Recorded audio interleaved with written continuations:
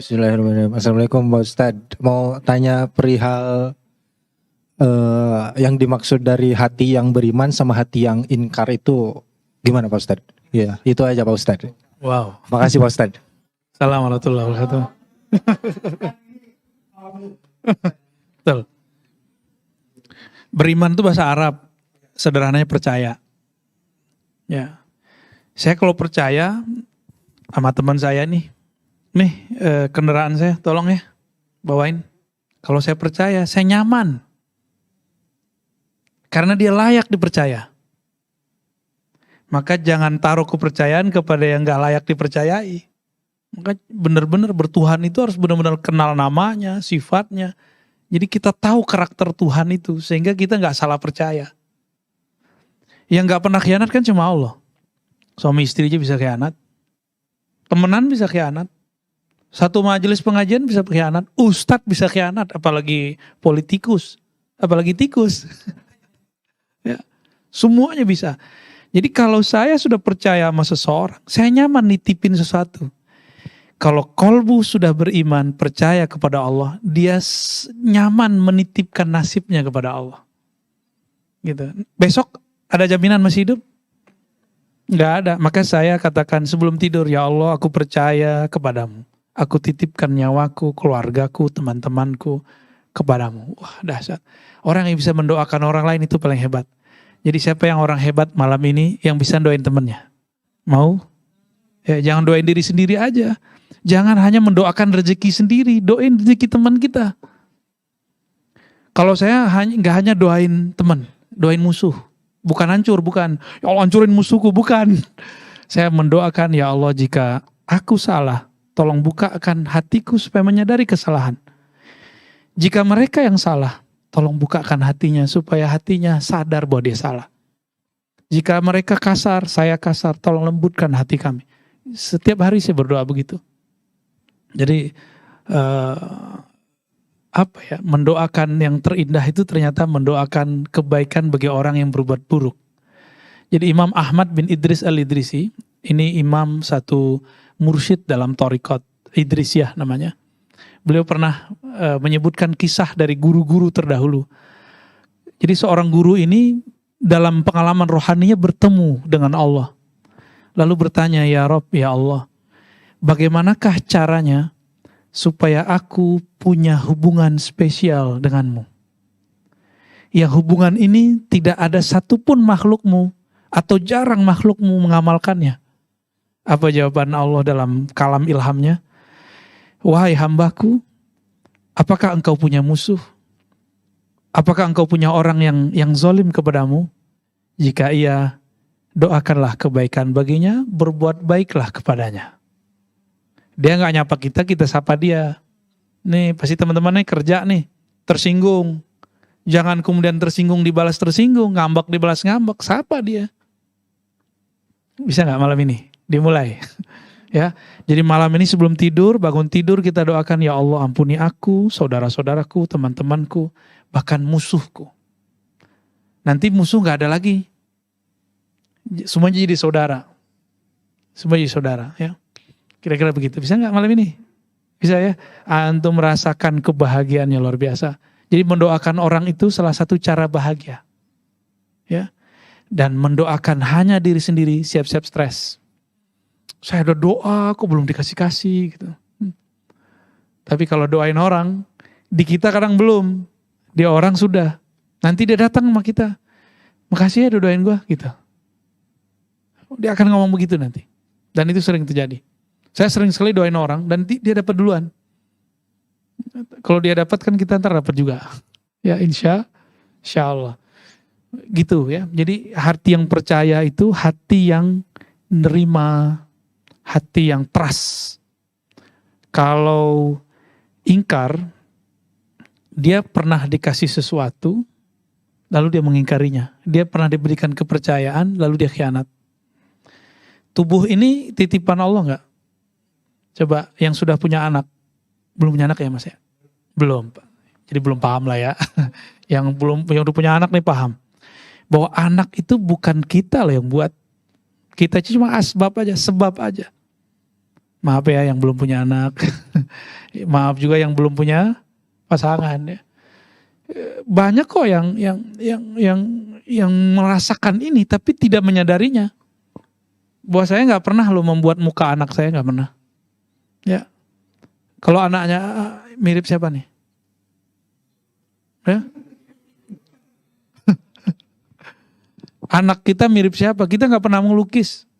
Maka seorang suami, istri, ayah, ibu nggak perlu iri kalau anaknya mirip siapa. Karena yang melukis wajah itu Allah. Maka Allah menyebut dirinya Al-Musawwir. Yang maha melukis wajah manusia dan semua makhluk. Coba sebanyak ini muka kita. Ada yang sukunya sama, sukunya beda. Tapi mukanya beda-beda ya. Ini saudaraan beda tuh. Dunia akhirat bedanya. Ya mulai dari badan ya kan. Ya tapi ketawanya sama. Benar kan? Semuanya kita beda. Dan siapa yang melukis wajah ini? Yang melukis Allah. Gak pernah kita melukis wajah kita sendiri. Jadi saat ada orang memuji muka saya, muka mas-mas ini, mbak-mbak ini, itu bukan lagi muji kita. Lagi muji yang buat. Coba kalau ada lukisan biasanya ada tanda tangan yang buat gak? Benar. Maka kalau puji lukisan itu, kita sedang memuji lukisannya atau memuji orang yang punya lukisan? Ya, tapi banyak yang terjebak di lukisannya. Benar. Kalau orang yang cerdas dia mikir, ini siapa yang punya? Saya pengen ketemu. Berarti dia sudah masuk ke dimensi rohani. Kalau belum, dia cuma bilang, wah bagus ya lukisannya, gitu doang. Saya setiap kali ngeliat lukisan itu, saya penasaran sama orangnya. Tapi anehnya orangnya gak sebagus lukisannya. Ya. Allahumma shalli ala Muhammad. Ya, gitu ya, percaya, ingkar. Terjawab? Oke, alhamdulillah. Mungkin dari teman-teman ada yang mau lagi, yang mau bertanya? Bang Jerry, gimana? Mas Jerry. Bismillah. Assalamualaikum Buya.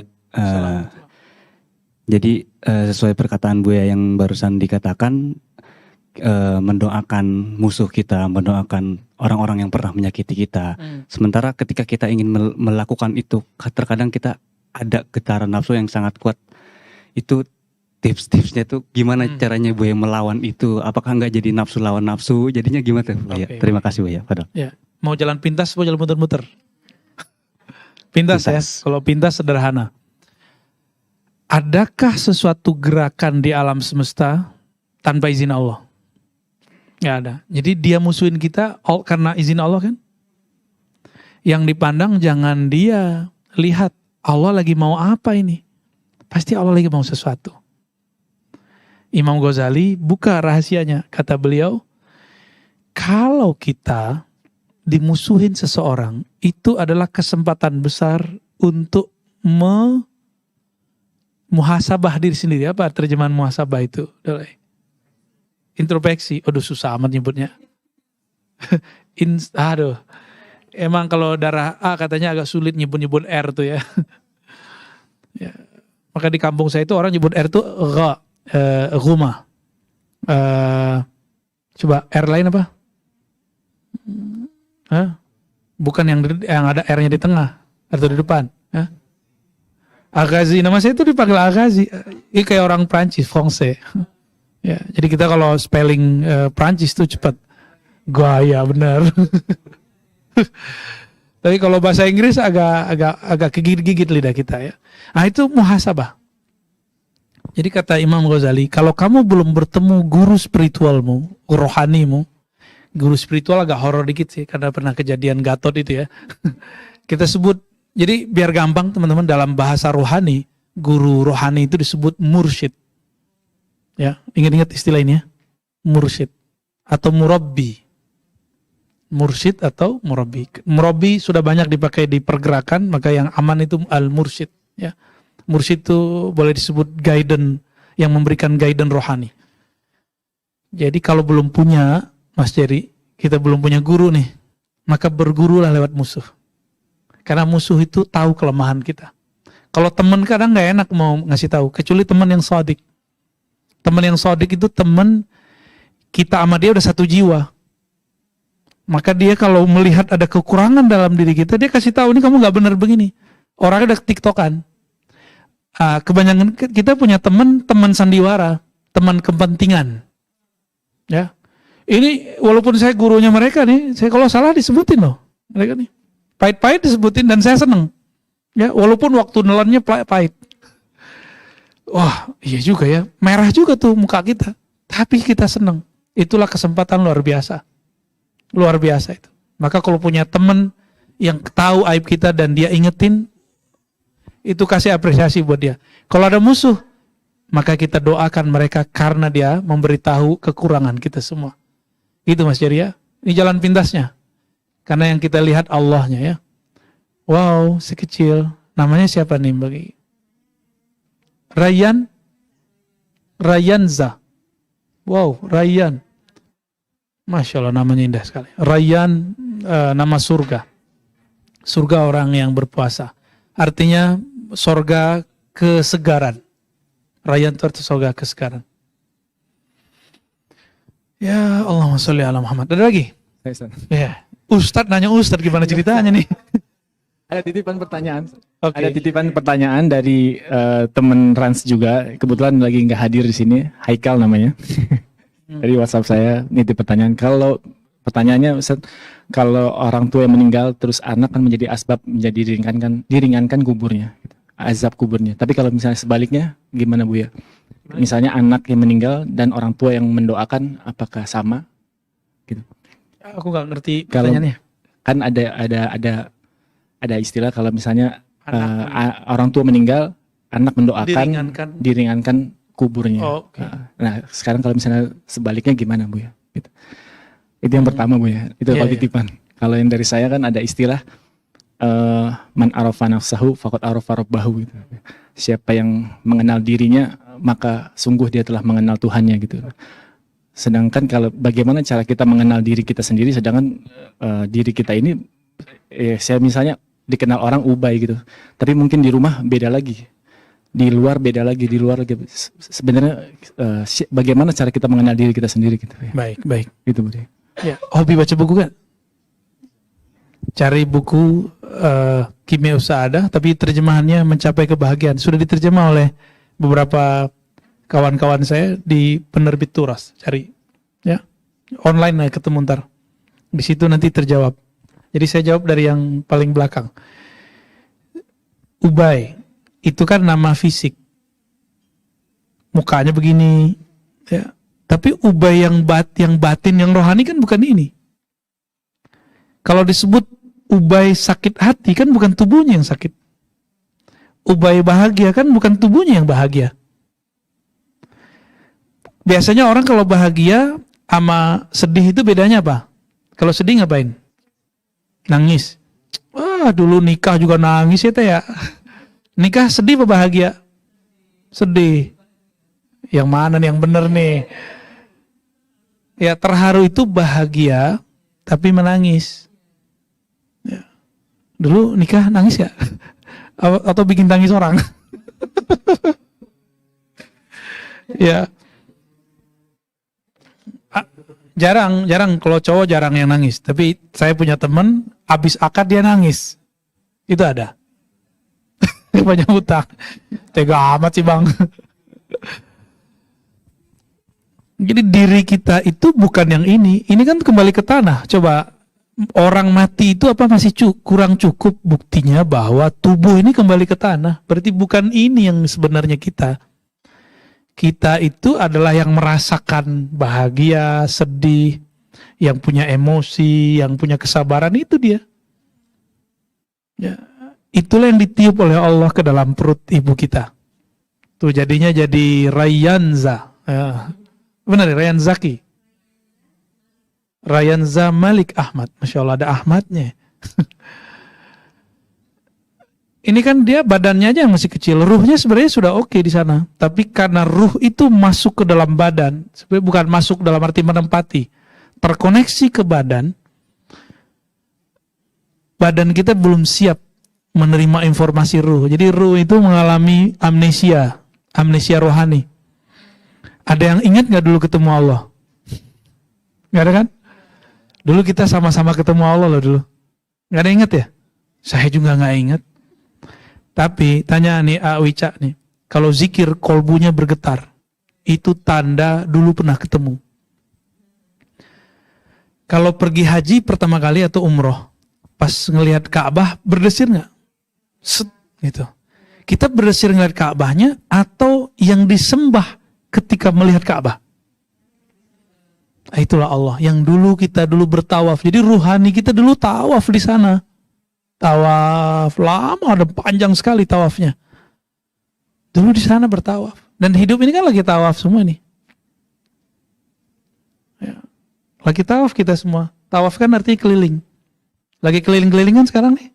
Keliling sini. Ada tuh yang tadi keliling-keliling mulu di UIN dibuang katanya. Keluar ya. Sampai semester 7 keluar ya. Bukan keluar sendiri, dikeluarin. Terus masuk mana lagi? Masuk ini dikeluarin, itu kan hebat dia. Itu sebenarnya bukan itu kesialan dia, tapi memang dia lagi tawaf aja. Tawaf. Maka Nabi mengatakan kun fid dunya ka'annaka gharib. Kamu rasakanlah kalau di dunia bahwa kamu memang alien. Kamu seorang yang asing. Gharib itu pendatang. Jadi walaupun ini misalnya kantor atau rumah, ini rumah fisik, rumah rohani kita bukan di sini. Maka bangunlah rumah rohani. Bagaimana cara bangunnya? Bangun dengan keilmuannya. Tanpa ilmu bisa nggak bangun rumah? Sama, mau bangun rumah rohani pakai ilmu. Ilmunya ilmu tentang rohani. Ya. Dan cara membangun rumah rohani adalah dengan menyerap nama-nama Allah ke dalam diri. Ada 99 nama Allah, silakan ambil satu saja, dijadikan karakter. Yang paling gampang itu Rahman, Rahim.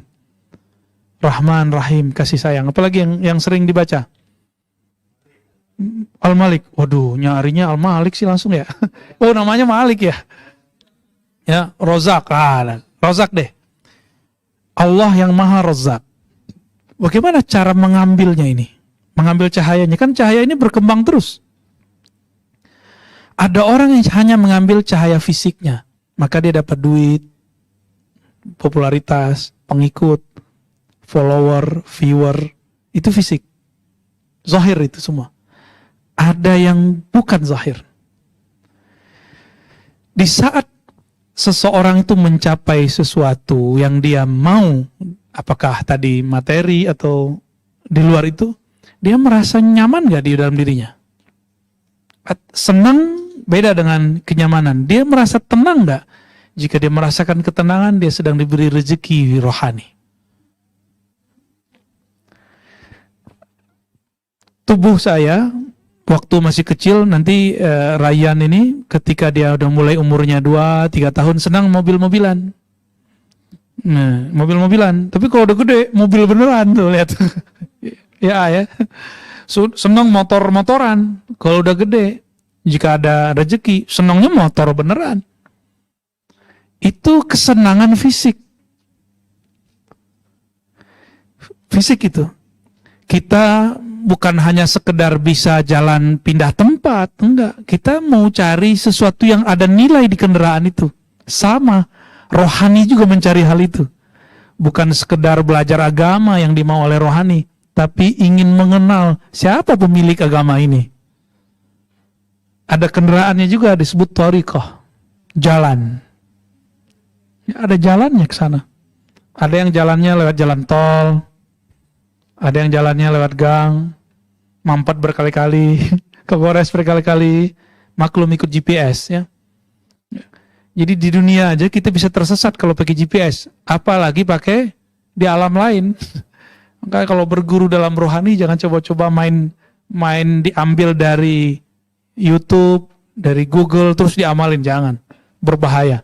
Kecuali udah ketemu orangnya, sudah diizinkan orangnya boleh. Ya. Jadi mengenal diri itu, diri yang dulu Allah pernah berpandang-pandangan dengan kita, itu di alam sebelum ini, alam ruh namanya.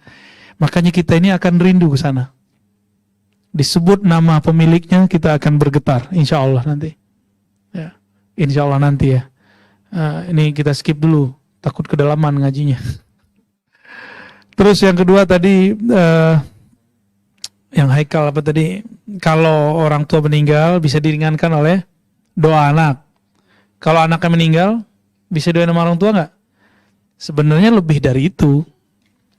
Jadi ada orang salah faham baca satu hadis Imam Muslim. Dalam hadis ini dikatakan, idza mata ibnu Adam, jika mati seorang manusia, in qata amaluhu illa min thalas, maka terputus amalnya kecuali 3. Mereka mengira 3 itu pembatasan. Enggak, 3 itu contoh. Karena di hadis lain disebutkan 6. Di hadis lain disebutkan lebih. Yang 3 itu pertama ilmu, yang kedua sedekah jariyah. Jadi bukan amal jariyah ya, sedekah jariyah. Yang ketiga waladun, anak yang soleh yang mendoakannya. Sehingga banyak orang berpikir yang nyampe cuma anak, itu keliru besar. Coba nih, mau mati duluan nggak? Mas Ubay meninggal duluan nih, nggak punya anak, berarti nggak ada yang doain dong. Kira-kira kalau saya doain nyampe nggak? Terus harus punya anak gitu? Enggak mesti. Jadi kesalahan orang-orang membaca hadis ini, kalau selain anak nggak nyampe. Kalau begitu kita bubarkan sholat jenazah. Karena sholat jenazah takbir ketiga itu doa mendoakan yang meninggal, walaupun bukan babe kita, bukan. Allahumma firlahu warhamhu wa'afihi wa'fanhu. Coba terjemahinnya apa? Ya Allah ampuni dia, rahmati dia didoain semua. Bukan bapak kita, bukan mak kita, bukan mbah kita, bukan eyang kita doain kok. Itu sebabnya orang-orang Indonesia punya satu tradisi ahlu sunnah namanya tahlilan. Ya, tahlilan itu bagus. Jangan terjebak dengan, oh ini bid'ah. Bid'ah itu kalau salah faham. Isinya tahlilan ngapain? Mendoakan yang mati, sederhana. Sederhana sekali. Ya, yang lucu nih Bang Dodo nih. Ya, dia punya nggak tahu temannya, pas sahabatnya, pas saudaranya, nggak percaya kalau doa nyampe. Apa buktinya nyampe? Dia orangnya PA juga kan. Apa kata dia? Lu mati aja dulu, ntar gue doain. Kacau juga tuh. Ya, selamat Bang Do. Tapi kalau debat begitu kan jadi kebaikan kan. Gitu. Jadi tidak mesti orang tua, bisa teman, apalagi saudara dekat. Gitu. Gitu ya. Ya. Gimana? Cukup? Ya, ada lagi? Ada lagi? Ya. Ya satu lagi aja. Ya. Pakai mic. Ya, sebentar.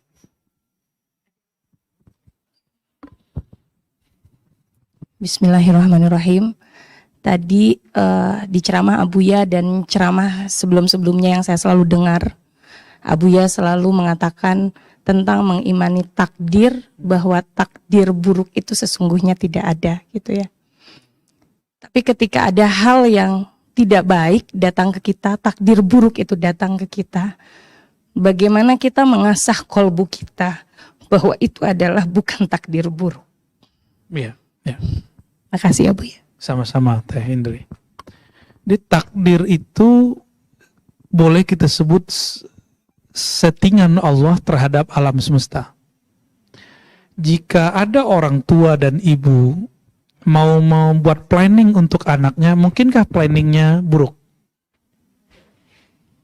Allah itu lebih sempurna daripada orang tua, lebih sayang daripada orang tua. Mungkinkah Allah memplanning sesuatu yang buruk untuk kita? Gak mungkin. Ya. Maka ketika terjadi sesuatu yang menurut nafsiyah, jadi yang mengatakan ini buruk namanya nafsiyah. Ini saya langsung buka aja, bahwa diri kita ini terbagi dua, ada ruhiyah, ada nafsiyah.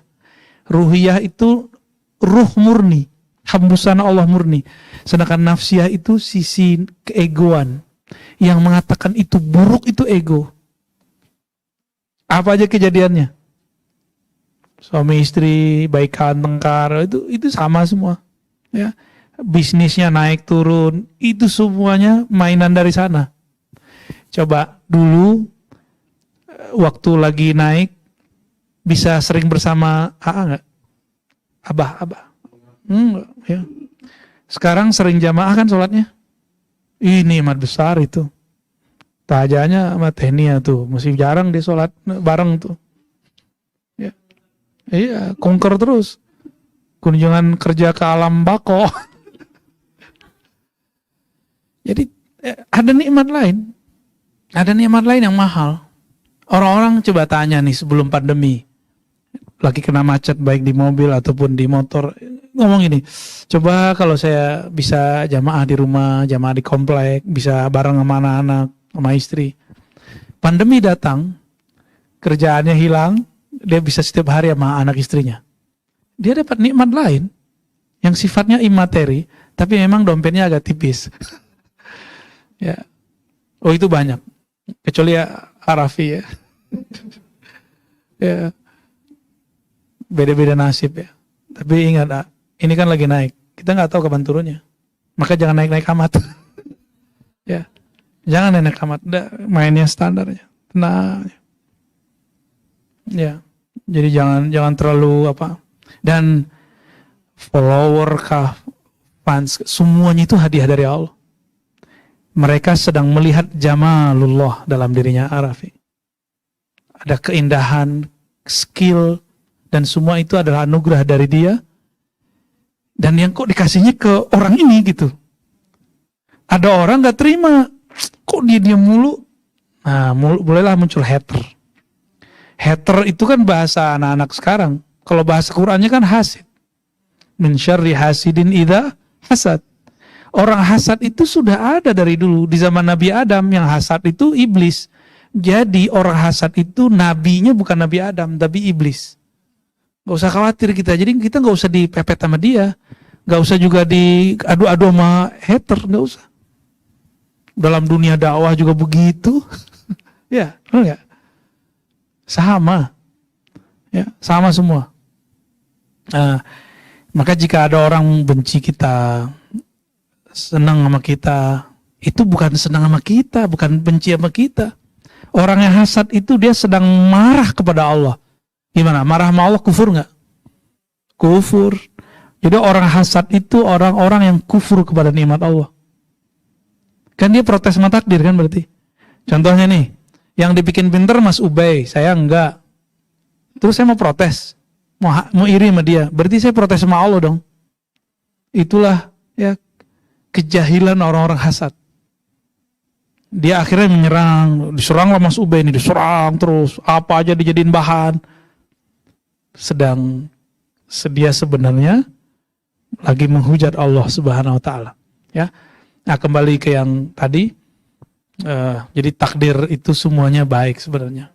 Ya, yang buruk itu sensor kita agak kurang oke. Ya, sensornya kurang bagus. Jadi teman-teman yang dimuliakan Allah, Raffi, Mbak Gigi gitu ya. Semua teman-teman, apapun yang terjadi, itu semua izin Allah, maka cukup katakan di hati setiap pagi, setiap sore, aku rela, aku ridho kepada Allah. Udah, pasti bahagia hidupnya. Ya. Dan terakhir, kesimpulannya, kalau ingin belajar agama, belajar 4 ini sekaligus. Jangan belajar paru-paruan, biar beragamanya kafah. Tetap bekerja seperti biasa, ya tinggal nanti mainnya, pusatnya di ihsannya tadi, main di kolbunya. Semoga Allah meridhoi kita semua, ya. Semoga juga sahibul bait selalu saya dan kita semua dibimbing oleh Allah Subhanahu wa taala. Mohon maaf menggurui karena minta jadi guru kan. Ya, assalamualaikum warahmatullahi wabarakatuh.